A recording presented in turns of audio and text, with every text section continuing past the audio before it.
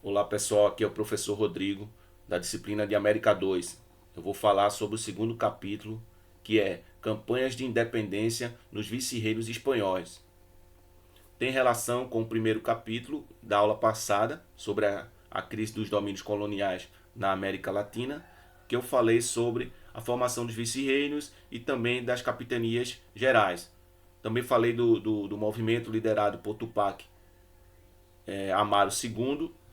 Também falei como era a sociedade dividida em peninsulares ou chapetones, que eram os homens nascidos na Espanha, que exerciam cargos importantes na parte administrativa e também na parte política. Também existiam os crioulos, que eram os homens nascidos na América, exerciam cargos menores na parte administrativa e política, mas eram grandes fazendeiros e grandes comerciantes. Também existiam os indígenas, que faziam parte da maior população na América Espanhola. Também existiam os negros escravizados e os mestiços. Aí o título é Campanhas de Independência nos Vice-Reinos Espanhóis, que é o que a gente vai ver hoje. Os fatores que antecederam os processos de independência. Então, o domínio da França na Espanha, tendo justamente ocorrido a prisão do rei Fernando VII e a nomeação de José Bonaparte, que era o irmão de Napoleão Bonaparte. Então as tropas francesas vão dominar a Espanha e no trono espanhol fica o irmão de Napoleão Bonaparte. Esse período aí, a França tinha uma disputa muito grande com a Inglaterra, né, nessa questão expansionista, na área econômica, e os franceses vão dominar a Espanha, vão chegar a dominar também Portugal, até a coroa real portuguesa vai fugir e chegar no Brasil em 1808. Aí no contexto da Espanha vai acontecer esse domínio dos franceses, que vai contribuir para o aumento da agitação política na América Espanhola e a formação de juntas de governos pelos cabildos, que eram as câmaras municipais, em diversas cidades como Buenos Aires, Montevideo, Caracas, México, La Paz, Bogotá, Santiago e Quito. Em 1810, novas juntas se formam com o objetivo da instituição do livre comércio.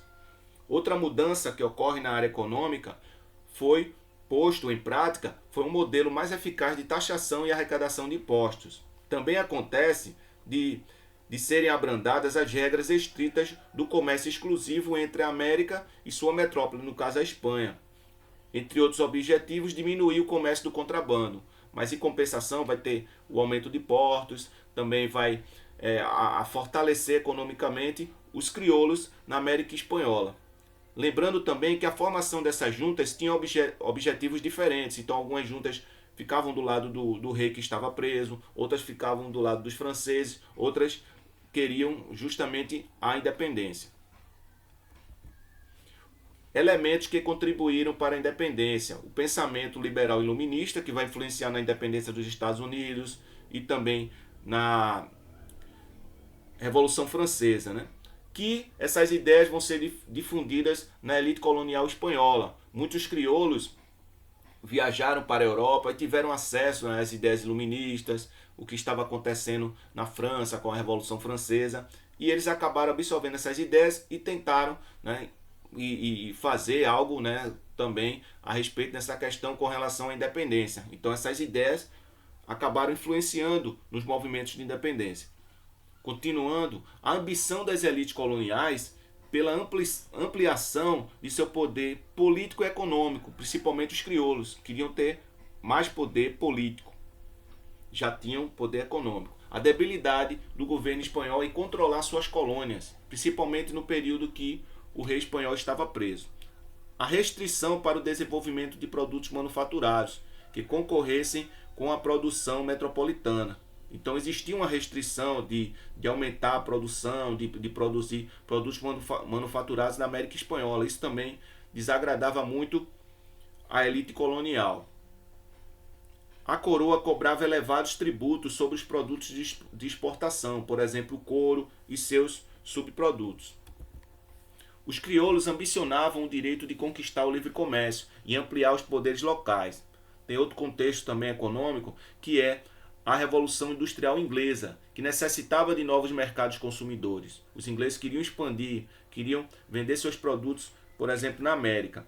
Aí por todo o mundo se mostrava incompatível com as restrições comerciais impostas pelas metrópoles ibéricas. Também outra situação a respeito dessa questão do capitalismo industrial, o choque entre as características do colonialismo mercantilista e as práticas econômicas do capitalismo industrial. Dentro do capitalismo industrial existiu o que? O trabalho assalariado. Então era necessário trabalhar, receber salário para consumir. E isso não se encaixava dentro dessa questão do colonialismo mercantilista, que existia o trabalho forçado e a escravidão, e não tinha essa ideia da mão de obra justamente se tornar de uma forma que seria o trabalho assalariado. Então isso ia em confronto com as ideias que estavam surgindo e a forma de organização econômica dentro do capitalismo industrial, já na Europa, principalmente na Inglaterra. Qualquer mercadoria vinda de outro país deveria ser adquirida por comerciantes autorizados pelo governo espanhol, taxada com impostos e só então embarcada para as colônias da América. Então isso dificultava, tinha fiscalização, dificultava, né, a entrada dos produtos na América. A exploração das riquezas das colônias em benefício dos governos e comerciantes metropolitanos. Então sempre a coroa espanhola acabava explorando e conseguindo a maior parte das riquezas. As guerras de independência entre os insurgentes e a coroa espanhola podem ser divididas em duas fases. A primeira fase é justamente quando o rei espanhol está preso e diz o seguinte: em 1810 a 1815, os habitantes das colônias liderados pelos crioulos em cidades como Caracas, Buenos Aires, Bogotá e Santiago formaram exércitos e obtiveram importantes vitórias contra os realistas, as tropas da coroa espanhola. Naqueles anos, as forças de Bonaparte controlavam a maior parte do território espanhol e as lideranças espanholas estavam concentradas na expulsão dos franceses de seu território. Na segunda fase, entre 1815 a 1824, começou quando o rei Fernando VII reassumiu o poder, reassumiu o trono espanhol com a queda de Napoleão, e ele anulou a Constituição de Cádiz, que limitava o poder do rei. Justamente essa Constituição foi no período que ele estava preso que essa Constituição foi criada. Aí quando ele voltou, aí restabeleceu o absolutismo e enviou à América uma grande expedição com 10 mil homens e 18 navios de guerra para reprimir os movimentos pela independência. Essa pintura é uma pintura de Francisco de Goya, que ele foi um pintor, né, um pintor famoso, e ele acabou pintando o que estava acontecendo no período que os franceses dominaram a Espanha. E esse quadro é chamado de Os Fuzilamentos de 3 de Maio. E é uma pintura interessante porque ele também fez várias pinturas mostrando os horrores da guerra. Então tem essa pintura também, né, que representa a repressão francesa contra a população espanhola que tentava resistir à invasão da Espanha pelas tropas do exército de Napoleão Bonaparte. Essa pintura mostra uma mulher lutando, né, com uma criança no braço. Também é uma pintura da série Os Desastres da Guerra, do pintor espanhol Francisco de Goya. A situação dos indígenas e dos africanos escravizados na América Espanhola. Na aula passada, a respeito do primeiro capítulo, eu falei da questão do trabalho dos indígenas, que eles sofriam discriminação, opressão e também deveriam pagar tributos em forma de trabalhos. Então, por exemplo, o trabalho nas minas, que era chamado de trabalho obrigatório por alguns meses, que era chamado de mita. Também eles trabalhavam nos obrajes, que era um trabalho compulsório na produção artesanal têxtil. Existiam também os escravos, que não era a mão de obra principal na América Espanhola, mas os escravos negros estavam distribuídos nas colônias, principalmente nas plantações do Caribe, em Cuba, nas costas da Venezuela e também nas minas de ouro da Colômbia, também Equador e Jamaica, por exemplo.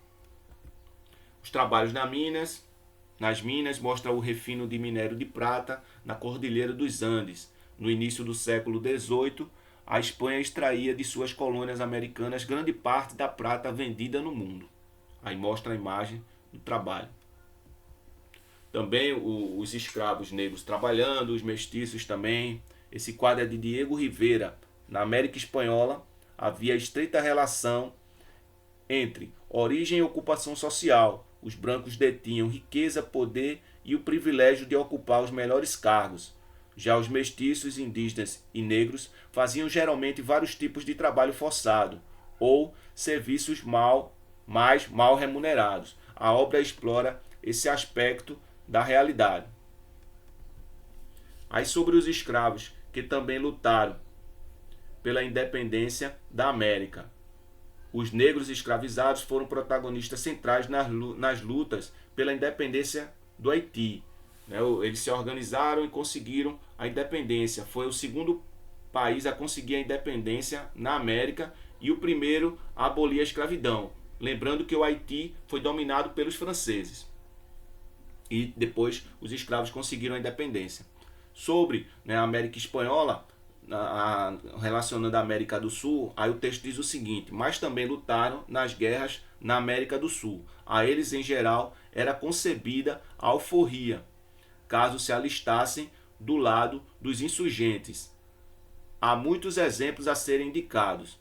No Rio da Prata, eles integraram vários batalhões e sofreram pesadas baixas. O mais conhecido foi o Batalhão Negro de Buenos Aires, integrante do Exército de San Martín, que atravessou os Andes. O Exército de Sucre, que também participou do processo de independência junto com Simão Bolívar. Aí nesse Exército de Sucre, responsável pela vitória na decisiva batalha no Peru, contava com um grande contingente de soldados negros. O antigo escravo, outra situação que aconteceu na Venezuela, o antigo escravo Pedro Camerro, apelidado por sua coragem de Negro I, participou dos exércitos de Bolívar e morreu no campo de batalha em Carabobo. Sua morte foi retratada com destaque na tela sobre a batalha elaborada pelo grande pintor venezuelano Martín Tovar y Tovar. Aí mostra a imagem de Pedro Camerro sendo morto em batalha. Aqui mostra a imagem dele na cédula de 1000 bolívares na moeda da Venezuela. As lideranças militares que comandaram os exércitos insurgentes e desempenharam um papel importante: o argentino José de San Martín e também o venezuelano Simón Bolívar. Sobre San Martín, ele participou de batalhas no norte da África, também no período que os franceses invadiram a Espanha. Ele lutou contra as tropas de Napoleão. Ele foi membro da maçonaria, defendia as ideias liberais e estava convencido de que era preciso combater o antigo regime. Liderou a independência das Províncias Unidas do Rio da Prata e em 1816. Comandou operações de guerra contra os chapetones ou peninsulares e outras forças espanholas na Argentina, Peru e no Chile. Acabou participando da independência desses 3 países. Também, no caso do Chile, teve a contribuição de um militar chamado Bernardo O'Higgins, que acabou fazendo a independência do Chile. A ideia, a imagem que se tem de San Martín é muito grande na Argentina. Então existe essa escultura mostrando ele montado num grande cavalo. Essa obra foi inaugurada em 1954 e mostra o quê? Que o tamanho do cavalo de San Martín na escultura é enorme. O cavaleiro é mostrado como um herói popular. A obra reforça a representação de San Martín, presente ainda hoje no imaginário nacional argentino. Então a ideia da imagem dele ainda está muito forte, que ele liderou o processo de independência da Argentina. A imagem dele é muito forte na Argentina. Sobre Simón Bolívar.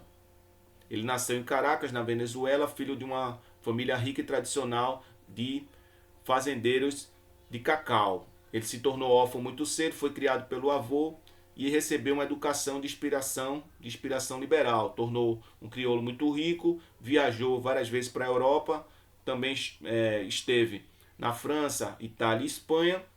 Ele chegou a casar com Maria Teresa del Toro, mas, né, em 8 meses de casado, né, ela acabou falecendo de febre amarela. Entre as idas e vindas da Europa, instalou-se definitivamente na Venezuela em 1807 e acabou participando do movimento de independência. Simão Bolívar ele participou ativamente das independências da Colômbia, Venezuela, Equador, Bolívia e também do Peru, junto com San Martín.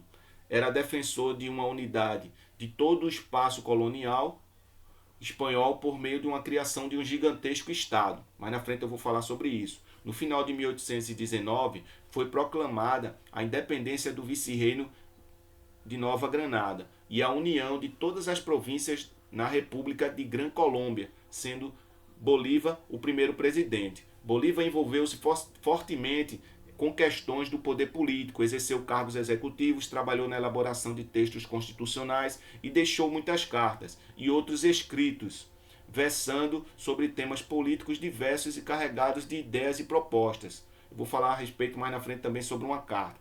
No entanto, as tramas políticas nas quais Bolívar se envolveu acabaram por deixá-lo isolado. A Gran Colômbia, que ele idealizara, se fragmentou, fazendo surgir países separados, como Venezuela, Equador e Colômbia. No começo de 1830, renunciou ao cargo de presidente e partiu em direção a Cartagena para se autoexilar. Antes de chegar lá, ele morreu em Santa Marta, pobre e tuberculoso, no dia 17 de dezembro de 1830.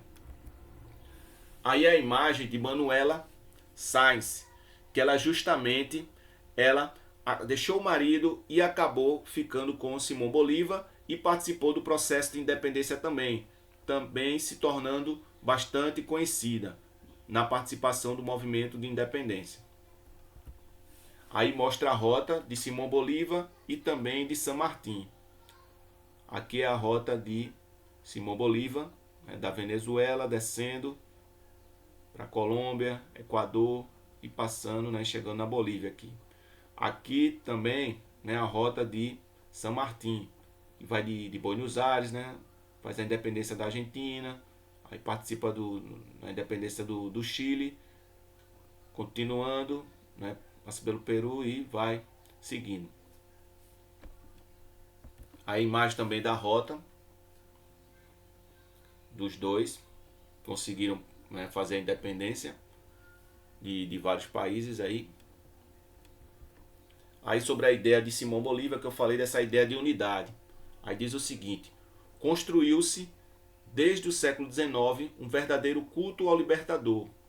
Considerado o maior herói nacional da Venezuela, algumas de suas propostas atravessaram os séculos, com uma ideia de construção de uma possível unidade latino-americana.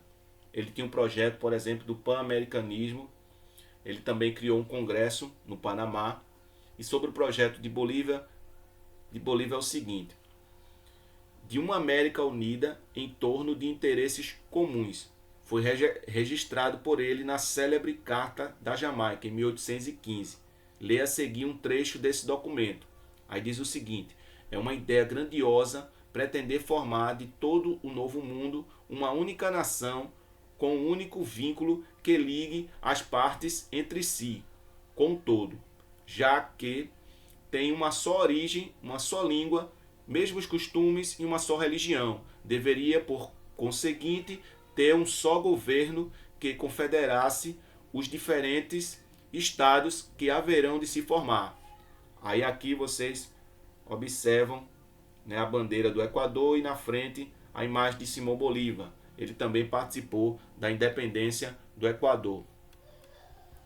Aí a imagem dos dois, San Martín e também de Simão Bolívar. Lembrando que os dois tinham objetivos diferentes. Então Bolívar defendia uma América republicana unida em estados federados. San Martín preferia a criação de estados monárquicos independentes, preferencialmente governados por príncipes europeus. Essa imagem é interessante porque exalta os militares, que é chamado o Panteão dos Heróis de Arturo Michelena, que foi feita em 1898. Então mostra os militares, mostra uma mulher segurando a bandeira, mostra Simão Bolívar sentado no trono e em cima a deusa da vitória Nike, a deusa grega. Certo? Então exalta nessa pintura a questão dos militares. Não mostra o povo que, por exemplo, os negros escravizados participaram das tropas em busca da liberdade, da alforria. Não mostra nada disso. Então mostra uma ideia de grandiosidade dos militares, principalmente Simão Bolívar. Sobre a independência do México, que vai ter o destaque maior de uma participação popular no início. Então o processo de independência do México ele começa em 1810, com a participação de dois padres, Miguel Hidalgo, que ele vai liderar o movimento formado por indígenas, camponeses, mestiços e também negros escravizados. O México pertencia à Nova Espanha, que era a parte mais rica e mais importante do Império Espanhol. E também ele vai liderar esse movimento e vai conseguir algumas vitórias, o padre Miguel Hidalgo. Mas, em compensação, ele vai ser preso e fuzilado em 1811. O comando da resistência, da rebelião, fica com o padre José Morelos, que também consegue algumas vitórias expressivas, mas vai acabar sendo preso e fuzilado em 1815. Com a morte de Morelos, os insurgentes lutam de forma isolada, fazendo uma resistência de guerrilha, mas sem alcançar um grande êxito. Os dois padres, em especial Morelos, defenderam aspirações dos mais pobres, tomando atitudes radicais, consideradas radicais então, para a época. Hidalgo ele defendia a abolição da escravidão negra e o fim dos tributos indígenas. Morelos propôs a distribuição de terras, inclusive as da igreja, para os camponeses. Desse modo se entende a grande participação de indígenas e camponeses nos exércitos rebeldes, que carregavam à frente o estandarte da Virgem de Guadalupe e que chegaram a contar com 80 mil homens. Esta adesão se explica pela extrema pobreza que vivia a maior parte da população do futuro México e as esperanças abertas com a rebelião. Por isso que teve a participação popular. Finalmente, em 1821, depois de 10 anos de guerra, da morte de aproximadamente 1 milhão de pessoas e da devastação da economia, a independência foi alcançada. Foi o resultado de um acordo entre as elites, sendo seu líder o general Agustín de Iturbide, que havia anteriormente combatido com obstinação as forças rebeldes independentes. Ele vai até se autoproclamar imperador, mas depois vai ser derrubado. Os republicanos vão liderar esse processo de independência com os crioulos. E percebam também que esse movimento teve a participação popular, mas a elite acabou tomando o poder e proclamando a independência. Aí mostra a imagem do padre Hidalgo, Miguel Hidalgo, conhecido como o pai da independência do México. Aí também uma pintura mostrando a entrada triunfal de Agustín de Iturbide na cidade do México. Também esse quadro é interessante, que é chamado de Grito de Dolores. Por quê? Porque o padre Hidalgo, esse Grito de Dolores é a convocação de que os indígenas participaram, convocando os indígenas, os negros escravizados e também os mestiços a participarem. Então aqui esse quadro já mostra a participação popular. Então indígenas, trabalhadores rurais, camponeses. Aí aqui em cima pessoas consideradas comuns dos mais diversos segmentos sociais e étnicos que participaram dos movimentos insurgentes. Certo? Aí lembrando também que esse Grito de Dolores faz referência justamente ao povoado que estava o padre Miguel Hidalgo. Povoado, pueblo, que era chamado de Dolores. e também a paróquia tinha o mesmo nome. É por isso o nome Grito de Dolores, que era a convocação, né, dos grupos que eu falei, indígenas, negros escravizados, mestiços, a lutarem em prol da independência, liderado por esse padre. E aqui também vocês vão ver, né, que eu vou passar e mostrar algumas imagens, né, de mulheres que lutaram pela independência. Então, por exemplo, aqui a gente pode destacar que lutou pela independência da Colômbia. Azurduy, aliás, Juana Azurduy de Padilha, que ela lutou pela independência, ela pegou em armas e tudo e lutou em favor da independência da Bolívia.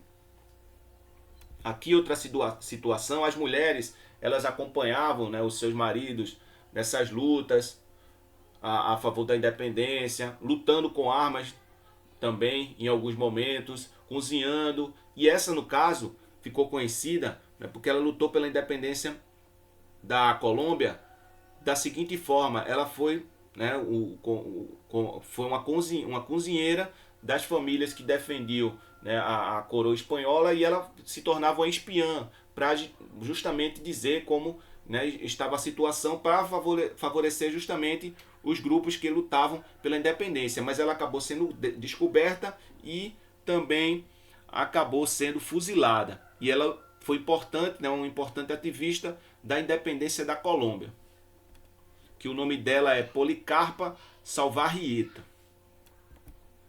As novas ideias que estimularam a independência foram divulgadas por um grupo considerável de letrados, provenientes das diversas partes da América. E eles divulgavam essas ideias através de panfletos, memórias, discursos, poemas, jornais que defendiam a independência. Uma pessoa importante foi Francisco José de Caldas, que nasceu na atual Colômbia. Foi geógrafo, astrônomo, naturalista e defendeu a independência política da Nova Granada e criou o jornal político em defesa dessa causa. Também é necessário destacar o poeta Bartolomeu Hidalgo, nascido em Montevidéu e falecido em 1822. Ele deixou muitos versos, entre eles um Cielito, que era um canto popular da região. Aí o trecho diz o seguinte: os persistentes argentinos juram hoje, com heroísmo, eterna guerra ao tirano, guerra eterna ao despotismo. Cielito, cielo, cantaremos, se acabarão nossas penas, porque já jogamos fora os grilhões e as correntes. Então fala dentro de uma ideia de libertação, de luta e de heroísmo. Então esse poeta também foi importante. Aí mostra, né, que mesmo dentro desse processo de independência que teve, principalmente no México, na participação de negros escravizados no início, com os padres que eu falei, Morelos e também Hidalgo, teve a participação dos negros escravizados, teve a participação de indígenas também. Então ainda existe a discriminação na América Latina dos negros dentro de um processo, né, que existe, que é a discriminação racial, até no Brasil também, e também os indígenas, que pouco se relata sobre a história dos indígenas até na historiografia, mas eles lutaram e resistiram muitas vezes. E aqui essa imagem mostra os indígenas no Peru, e também mostra uma situação, né, que a língua de origem inca, chamada Quichua, que acabou também se tornando uma língua oficial no Peru. Então é interessante, né, a questão da resistência indígena, do que eles fizeram, resistiram, lutaram e também permaneceram, né, mantiveram a sua cultura de alguma forma também.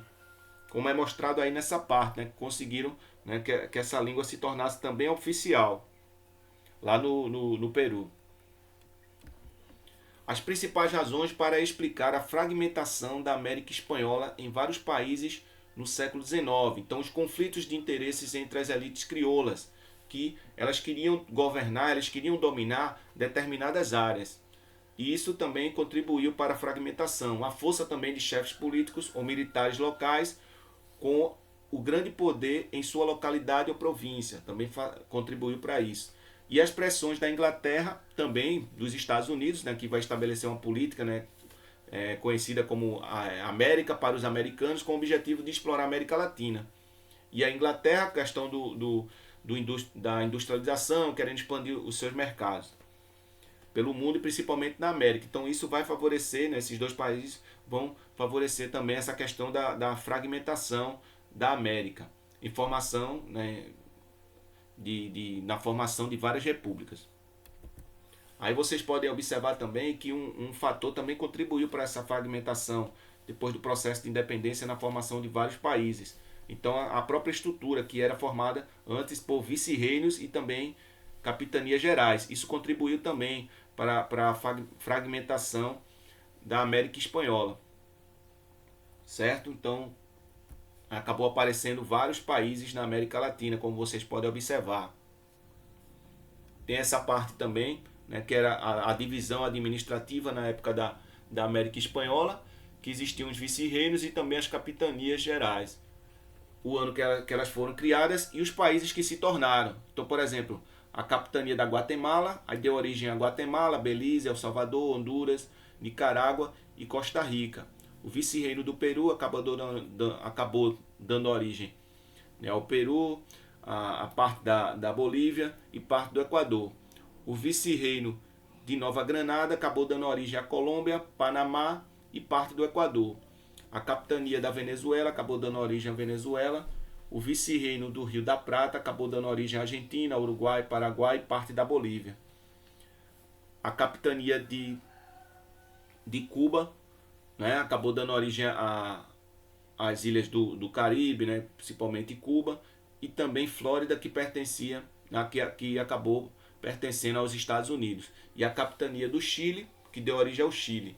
Então esses foram os principais pontos sobre esse capítulo que eu expliquei. Tá certo, pessoal? Abraço.